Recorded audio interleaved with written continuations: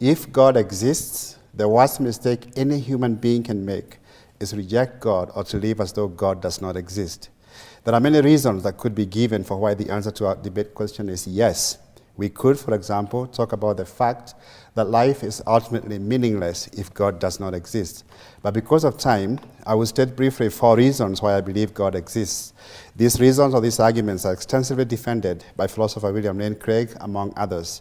I'm looking forward to hearing what reasons Harrison will give us for why we should become atheists. For him to succeed in convincing us to become atheists, he will need to answer the arguments I give and also make a case for why atheism is true. Here are my 4 reasons for believing God exists. First, the origin of the universe.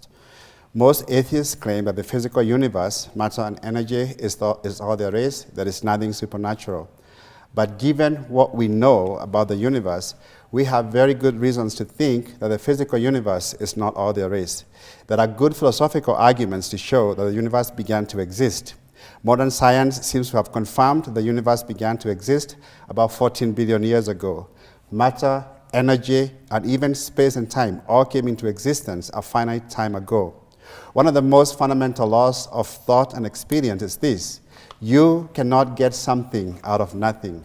So the origin of the universe points to a cause beyond itself. William Lane Craig summarizes this argument as follows: whatever begins to exist has a cause. Premise number 2, the universe began to exist, therefore the universe has a cause. The second reason is the complexity of the universe. We know that the existence of the universe depends on what are called constants of nature that are independent of each other, but which must have certain values. They include the speed of light, Newton's universal gravitational constant, and many others. This is called the fine-tuning of the universe. So the universe came into existence a finite time ago, and it is very complicated. We can ask ourselves, what sort of entity brought this universe into existence? As Craig notes, the cause of the universe must be immaterial because it created matter and space. It must be timeless because it existed outside of time. It must be enormously powerful given the vastness of the universe. And it must be extremely intelligent given the complexity of the universe. And it must be personal because it could make decisions. These are the very attributes that people have always said God possesses. So while atheists used to insist that the universe has always existed, Genesis 1:1 has always declared, in the beginning God created the heavens and the earth.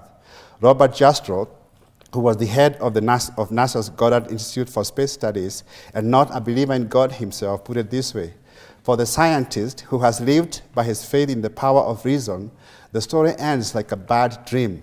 He has scaled the mountains of ignorance. He's about to conquer the highest peak. As he pulls himself over the final rock, he is greeted by a band of theologians who have been sitting there for centuries. Reason number 3, our experience of morality. The universe comes packaged with rules of behavior that we did not invent.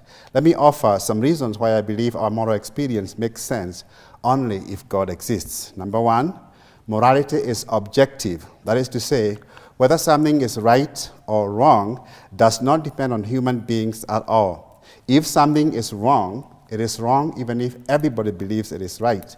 And if something is right, it is right even if everyone believes it is wrong.